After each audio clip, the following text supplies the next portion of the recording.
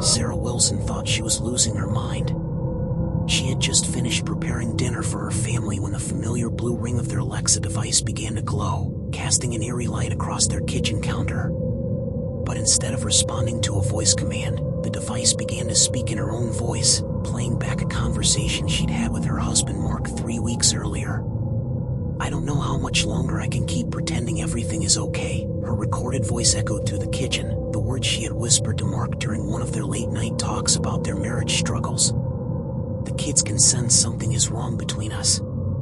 Sarah's hands trembled as she reached for the device, her heart pounding against her ribs like a caged bird desperate to escape. She pressed the mute button frantically, but the playback continued, her most private thoughts now filling the space where her family would soon gather for dinner. Mark's recorded response followed, his voice heavy with exhaustion and frustration as he admitted his own doubts about their relationship. The Wilson family had always prided themselves on being tech-savvy. Mark worked as a software engineer, and Sarah was a digital marketing specialist. They understood the convenience that smart home devices brought to their daily lives. The Alexa had been a birthday gift from their teenage daughter Emma, who had saved up her allowance for months to buy it. "Now you can play music while you cook, Mom," Emma had said with the kind of innocent excitement that only a 15-year-old could muster. For months, the device had been nothing more than a helpful companion. It played their favorite songs, set timers for cooking, and answered their children's endless questions about homework and random facts. 10-year-old Jake had become particularly attached to asking Alexa about dinosaurs in space, his curious mind always reaching for the next fascinating fact. The device had become woven into the fabric of their family life, as natural and unnoticed as the furniture. But now, as Sarah stood frozen in her kitchen, listening to her own voice betray her deepest fears, she realized that their digital companion had been something far more sinister all along. It had been a witness to their most vulnerable moments, a silent observer recording the cracks in their carefully constructed family facade. The conversation playing back was from a night when both children were supposed to be asleep. She and Mark had been discussing their mounting financial troubles, the medical bills from Sarah's recent surgery, and the strain it was putting on their marriage. These were the kinds of conversations parents have in hushed tones, believing they're protecting their children from adult worries. The irony was not lost on Sarah that in trying to shield their family from their problems, they had unknowingly documented every painful detail for some invisible audience. "Alexa, stop," Sarah commanded, her voice barely above a whisper, but the device continued its cruel playback. She could hear footsteps upstairs, Emma getting ready for dinner, Jake finishing his homework. In moments, they would come downstairs to find their mother's private anguish being broadcast like some twisted radio show. The recording finally ended, leaving the kitchen in an oppressive silence that felt heavier than the words that had just filled it. Sarah's hands shook as she unplugged the device, the blue ring fading to black like a closing eye. But the damage was done. The words hung in the air like smoke, impossible to take back or pretend they had never been spoken. That evening, as the family gathered around their dinner table, Sarah found herself studying each face with new intensity. Emma picked at her food, her usual teenage chatter replaced by an uncomfortable quiet. Jake seemed oblivious, chattering about his day at school, but even his innocent enthusiasm couldn't pierce the tension that had settled over their meal like a heavy blanket. Mark avoided eye contact, focusing intently on cutting his chicken into precise, uniform pieces. Sarah recognized this behavior. It was what he did when he was processing something deeply troubling, his engineering mind trying to make sense of chaos by imposing order on the small things he could control. "Mom, why isn't Alexa working?" Jake asked suddenly, his fork suspended halfway to his mouth. "I wanted to ask her about black holes for my science project." Sarah's throat felt dry as sandpaper. "It's having some technical problems, honey. We'll get it fixed soon."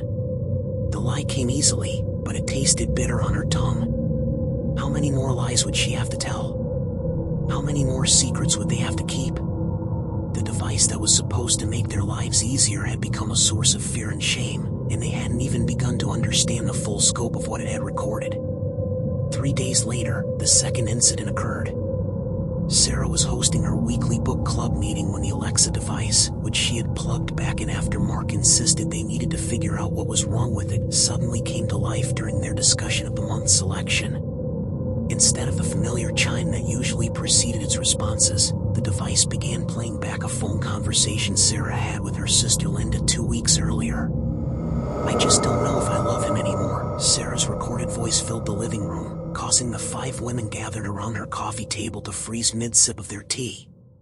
"Some days I look at Mark and I feel like I'm living with a stranger. We've grown so far apart since my surgery. He's trying to be supportive, but I can see the fear in his eyes when he looks at me. Not fear of the cancer coming back, but fear of what our life has become." The blood drained from Sarah's face as she watched her friend's expressions shift from confusion to uncomfortable recognition.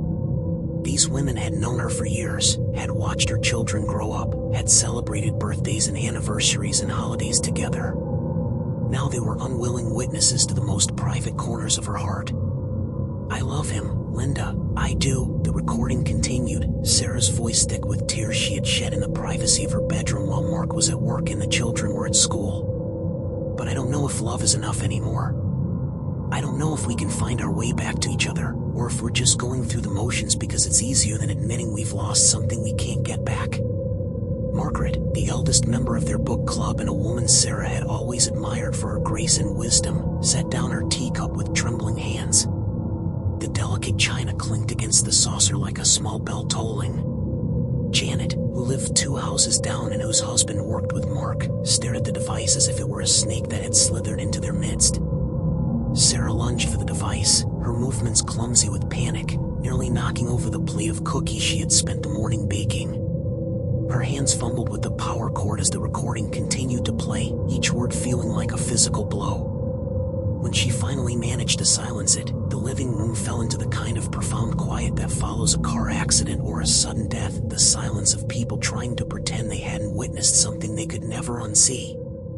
"I think we should reschedule," Margaret said softly, already gathering her purse and the book they had been discussing. The others murmured their agreement, their movements quick and awkward as they made their excuses and fled from the toxic atmosphere that had settled over Sarah's home. After they left, Sarah sat alone in her living room, surrounded by half-empty teacups and uneaten cookies, feeling more isolated than she had ever felt in her life. The Alexa device sat silent on the side table, but its presence felt malevolent now, like a bomb waiting to explode. She thought about the conversations her book club friends would have on their way home, the careful words they would choose when their husbands asked how the meeting went, the way they would look at her and Mark at the next neighborhood barbecue. The third incident was the worst yet. It happened during Emma's 16th birthday party, a milestone celebration that Sarah and Mark had planned for weeks. 20 teenagers filled their backyard, music playing from speakers connected to their home system, the air filled with laughter and the smell of barbecue. Emma wore the dress she had picked out months earlier, her face glowing with the kind of happiness that made all the stress of planning worthwhile. Sarah was refilling the punch bowl when she heard her own voice cutting through the party noise, broadcast through the outdoor speakers for everyone to hear. This time, it was the conversation she had with Dr. Peterson after receiving her latest test results, a private phone call she had taken in her car in the hospital parking lot because she hadn't wanted to break down in the doctor's office. "The margins were clean, Mrs. Wilson, but I want you to understand that this doesn't mean you're out of the woods," Dr. Peterson's voice explained with professional compassion while Sarah's recorded sobs provided a heartbreaking soundtrack. "We'll need to continue monitoring closely. The type of cancer you had has a tendency to return, and we need to be vigilant." The party fell silent as if someone had turned off a switch. 20 teenagers stood frozen, red plastic cups in their hands, their young faces struggling to process what they were hearing. Emma's best friend Ashley covered her mouth with her hands, her eyes wide with shock. Emma herself looked as if she had been physically struck, the color draining from her face as she realized that her mother's health scare had been far more serious than she had been told. "Turn it off!" Emma screamed, her voice cracking with a mixture of anger and terror. "Turn it off right now!" But Sarah was already moving, running toward the house with tears streaming down her face, her hands shaking so violently that she couldn't grip the door handle properly. Mark was right behind her, his face a mask of rage and helplessness as he pushed past her to reach the central control system. The recording continued for another 30 seconds, an eternity in that moment, as Sarah's voice explained to the doctor that she hadn't told her family about the possibility of the cancer returning, that she had wanted to protect them from the fear that kept her awake at night. When Mark finally managed to cut the power to the entire system, the sudden silence felt like a physical relief, but the damage was already catastrophic. Emma's party was over. Parents began arriving to pick up their children early, drawn by frantic text messages from teenagers who didn't know how to process what they had witnessed. Sarah watched from her kitchen window as families hurried away from their house, parents' faces tight with the discomfort of having glimpsed too deeply into a neighbor's private pain. Emma locked herself in her room and refused to come out, even when Sarah knocked softly on her door and tried to explain. Jake, who had been playing video games upstairs during the party, came down to find his house empty except for his parents, both of whom looked like they had aged 10 years in the space of an hour. "What happened?" he asked, his 10-year-old mind unable to fully grasp the adult catastrophe that had unfolded below him, but sensing that something fundamental had shifted in his world. That night, after the children were finally asleep, Emma exhausted from crying, Jake confused but accepting their explanation that there had been a technical problem with the music system, Sarah and Mark sat at their kitchen table and tried to make sense of what was happening to their lives. "This isn't normal," Mark said, his voice hoarse from the stress of the day. His engineering background made him approach problems systematically, but this defied logic. Alexa devices don't just randomly play back recordings. They're supposed to delete recordings automatically unless you specifically save them. And even then, they only record after the wake word. Sarah wrapped her hands around her coffee cup, seeking warmth in the ceramic surface. "But these conversations, Mark, these were things we said weeks ago. Private conversations. Phone calls I took in my car. How could it have recorded those?" They had both done their research in the desperate hours after Emma's party. Amazon's official position was clear. Alexa only began recording after hearing its wake word, and recordings were automatically deleted unless users chose to save them. The device was designed with privacy in mind, with multiple safeguards to prevent exactly the kind of violations they were experiencing. But their lived reality contradicted everything they read in the official documentation. The conversations being played back were clearly from times when they had never said Alexa or any other wake word. These were intimate discussions held in their bedroom, phone calls taken in Sarah's car, arguments that had happened when the device wasn't even in the same room. "I'm going to call Amazon tomorrow," Mark said, though his voice lacked conviction. "There has to be some kind of explanation. Maybe there's a defect, or maybe our device got confused with someone else's account." But even as he spoke, they both knew that these explanations felt inadequate. The conversations being played back were too specific, too precisely timed to cause maximum emotional damage. When the device had played Sarah's phone call with Dr. Peterson during Emma's party, it hadn't been random, it had been during the moment when Emma was at her happiest, surrounded by friends, celebrating a milestone birthday. The cruelty felt intentional. Over the next several days, as they waited for Amazon's technical support team to investigate their case, the psychological toll began to manifest in ways that surprised them both. Sarah found herself unable to have normal conversations in her own home, constantly aware that somewhere, somehow, their words might be recorded and used against them later.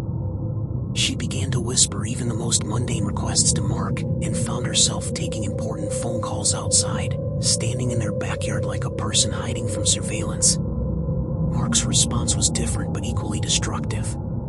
His engineering mind couldn't accept the randomness of the incidents, and he became obsessed with trying to find patterns, staying up late into the night researching smart home security and network vulnerabilities. He installed new router firmware, changed all their passwords, and began monitoring their home network traffic with the intensity of a person convinced they were under attack. Emma, meanwhile, had become a ghost in her own home. The revelation that her mother's cancer diagnosis had been more serious than she had been told created a rift of hurt and mistrust that Sarah didn't know how to bridge. Emma felt betrayed not just by the device that had exposed the family secret, but by her parents who had chosen to keep her in the dark about something so fundamental to their family's future. "I'm not a little kid anymore," Emma said during one of their few conversations, her voice carrying a maturity that broke Sarah's heart. "I had a right to know. What if something had happened to you and I never got to say goodbye? What if you died and I spent your last months thinking everything was fine?" The questions cut deeper than any scalpel had during Sarah's surgery. How do you explain to your child that you were trying to protect them when that protection had ultimately caused more harm? How do you rebuild trust when the thing that exposed your deception was a machine you had welcomed into your home? Jake, at 10, was too young to fully understand the adult complexities of what was happening, but he was old enough to sense that his family was fracturing. He began having nightmares and asked increasingly desperate questions about whether his parents still loved each other, whether they were going to get divorced like his friend Tommy's parents had. The fourth incident occurred exactly 1 week after Emma's birthday party. Sarah was in the shower when she heard voices coming from the bathroom speaker, another connected device that had seemed like a luxury when Mark installed it. This time, it was playing back a conversation between her and Mark from their bedroom the night after her surgery, when she had been groggy from pain medication and he had been trying to comfort her. The recording captured her at her most vulnerable, crying about the changes to her body, expressing fears about whether Mark would still find her attractive, wondering aloud if she was broken in some fundamental way. Mark's voice on the recording was tender and reassuring, exactly the kind of intimate support that marriage was supposed to provide in its deepest, most private moments. But now those moments were being broadcast through their bathroom speaker while Sarah stood naked and defenseless under the hot water, her privacy violated in the most profound way possible. She could hear Jake's voice in the hallway outside, asking someone, probably Mark, what the voices were, why Mommy sounded so sad. By the time she managed to wrap herself in a towel and reach the speaker controls, the damage was done. Jake had heard his mother crying, had heard his father trying to comfort her, had glimpsed the adult world of fear and mortality that children are supposed to be protected from until they're old enough to understand it. That evening, Amazon's technical support finally called back with their preliminary findings. The customer service representative, a young woman named Jessica, spoke with the kind of professional sympathy that suggested she had delivered difficult news before. "Mr. Wilson, our investigation has revealed that your device did experience an unusual technical malfunction," Jessica explained, her voice coming through their phone speaker while both Sarah and Mark listened. "It appears that a software glitch caused your Alexa to continue recording for extended periods, even when the wake word wasn't detected." Mark leaned forward, his hands pressed flat against the kitchen table. "How long was it recording? And why wasn't this caught by your quality control systems?" "The glitch appears to have been active for approximately 3 weeks, Jessica replied. "During that time, the device was storing audio data that should have been automatically deleted. However, Mr. Wilson, there's something else we discovered during our investigation that I need to inform you about." Sarah felt her stomach drop. Somehow, she knew that whatever came next would be worse than anything they had already experienced. "The software glitch that caused the extended recording wasn't random," Jessica continued, her professional composure slipping slightly. "Our security team has determined that it was remotely triggered by someone who had gained unauthorized access to your home network. The recordings weren't just being stored, they were being accessed and manipulated by an outside party." The words hung in the air like poison gas, invisible but deadly. Someone had been listening to their most private moments, collecting their secrets, and then weaponizing them against their own family. The violation felt complete and absolute, worse than if a stranger had broken into their home and rifled through their belongings. "Do you know who did this?" Mark asked, his voice tight with controlled anger. "We're working with law enforcement to investigate, but I can tell you that the access came from someone with sophisticated technical knowledge," Jessica replied. "They knew exactly how to exploit vulnerabilities in both your router firmware and our device software. This wasn't a random attack, someone specifically targeted your family." After hanging up with Amazon, Sarah and Mark sat in their kitchen in stunned silence. The house around them, which had once felt like a sanctuary, now felt compromised and unsafe. Every device, every connection, every piece of technology that had once made their lives easier now seemed like a potential weapon that could be turned against them. Who would do this to us? Sarah whispered, her voice barely audible. Who would want to hurt our family like this? Mark's face was pale but determined. I don't know, but I'm going to find out. No one does this to my family and gets away with it. Over the following days, as they worked with both Amazon's security team and local law enforcement, the true scope of the attack began to emerge. The perpetrator hadn't just accessed their Alexa device, they had infiltrated their entire smart home network. Security cameras, baby monitors, smart thermostats, even their smart doorbell had been compromised and were potentially being monitored. The timing of the playbacks hadn't been random at all. Someone had been watching their family, learning their routines, understanding their relationships and vulnerabilities, and then strategically deploying their own private conversations against them at moments calculated to cause maximum psychological damage. During Sarah's book club meeting, the attacker had waited until all the guests had arrived and settled in before playing the recording about her marriage troubles. During Emma's birthday party, they had chosen the exact moment when Emma was at her happiest to reveal the family secret about Sarah's cancer. Each incident had been precisely timed to inflict the deepest possible emotional wound. Detective Morrison, the cybercrime specialist assigned to their case, explained that this type of attack was becoming increasingly common but was still difficult to prosecute because of the technical sophistication required to trace the perpetrator. What we're dealing with here is a form of psychological warfare, Detective Morrison explained during their meeting at the police station. The attacker isn't trying to steal your money or your identity, they're trying to destroy your family from the inside. They're using your own words, your own emotions, as weapons against you. The detective's words crystallized something that Sarah had been struggling to articulate. This wasn't just a privacy violation or a technical malfunction, it was a deliberate, sustained attack on the foundation of their family life. Someone had turned their home into a battleground and their most intimate moments into ammunition. As the investigation continued, they learned that the attacks had been carefully orchestrated over several months. The perpetrator had first gained access to their network through a vulnerability in Mark's work laptop, which he occasionally brought home and connected to their Wi-Fi. From there, they had systematically compromised each connected device, learning the family's patterns and routines. The psychological profile that emerged was disturbing. This wasn't a random cybercriminal looking for financial gain. This was someone who derived satisfaction from causing emotional pain to families, someone who enjoyed watching relationships crumble under the weight of exposed secrets and violated trust. But perhaps the most chilling discovery was that the Wilson family wasn't the attacker's first target. Detective Morrison informed them that they were investigating similar attacks on at least 6 other families in their area, all following the same pattern: technical infiltration followed by the strategic deployment of private conversations to cause maximum family disruption. The good news is that this gives us more data to work with, Detective Morrison explained. The bad news is that this person has been perfecting their methods. You weren't random victims, you were carefully selected targets.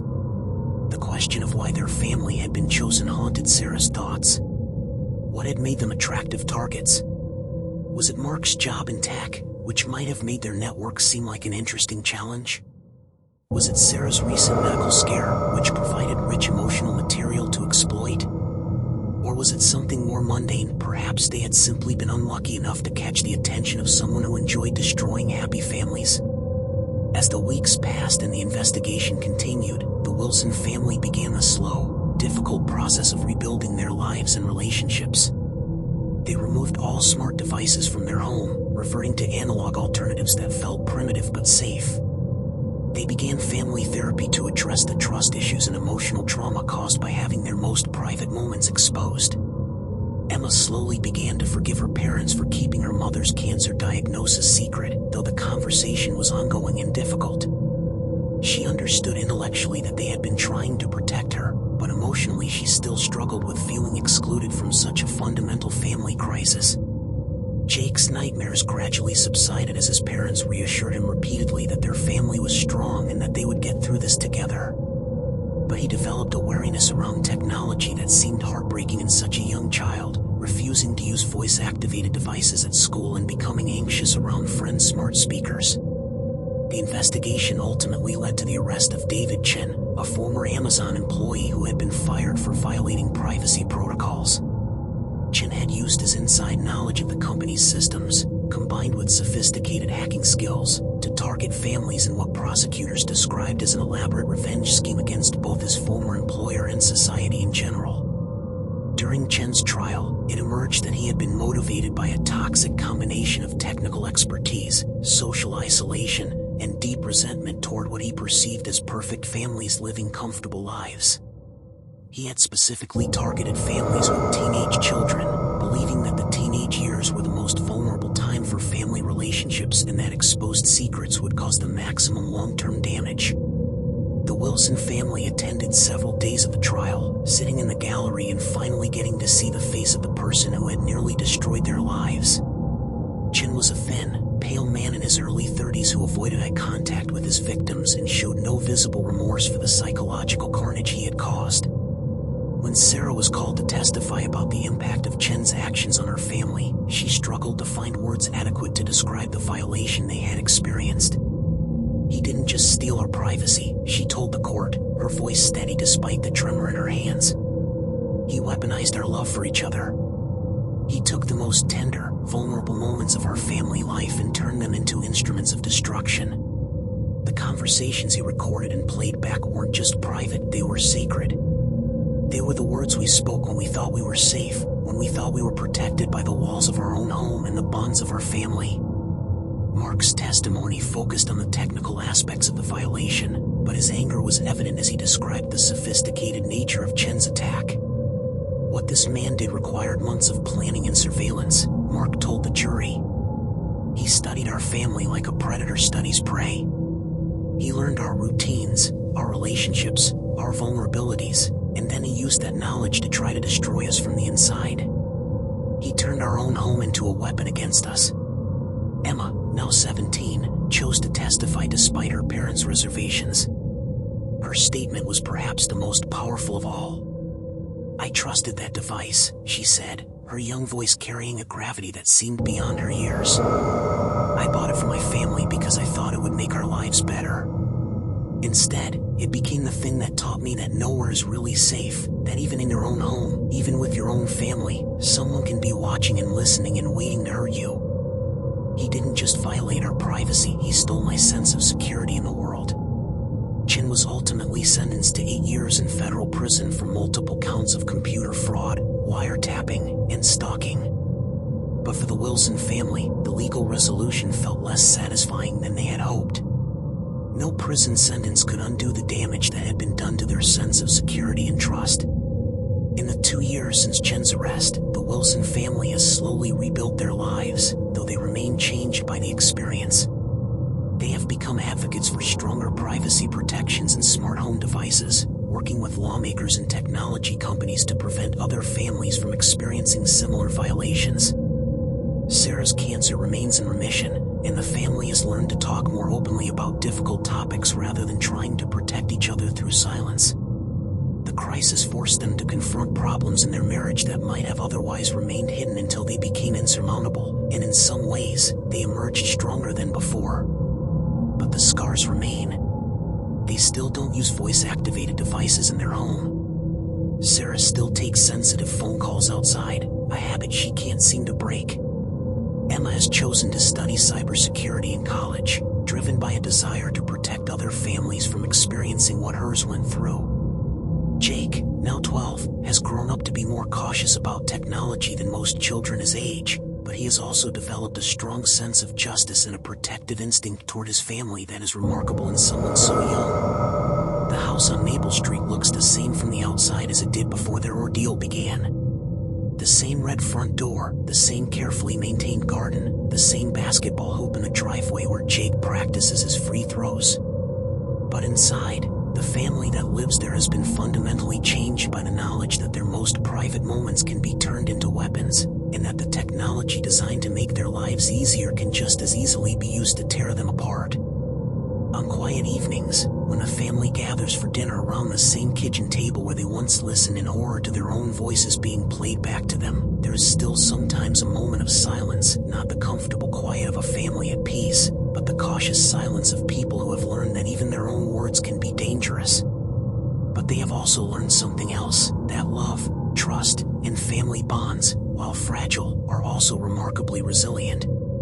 That while technology can be turned into a weapon, it cannot ultimately destroy the fundamental connections between people who choose to fight for each other rather than surrender to fear. The blue ring of the Alexa device no longer glows in the Wilson house, but the family that once trusted it has found other ways to listen to each other with patience, with compassion, and with the hard-won wisdom that comes from surviving something that nearly broke them apart but ultimately brought them closer together. Their story serves as a chilling reminder that in our connected age, our most intimate moments are never truly private, and that the devices we welcome into our homes as helpful companions can just as easily become instruments of psychological warfare in the hands of those who wish us harm. But it also stands as a testament to the resilience of families who refuse to be broken by those who would use their love against them, and who choose to rebuild trust rather than surrender to the fear that someone, somewhere, might always be listening.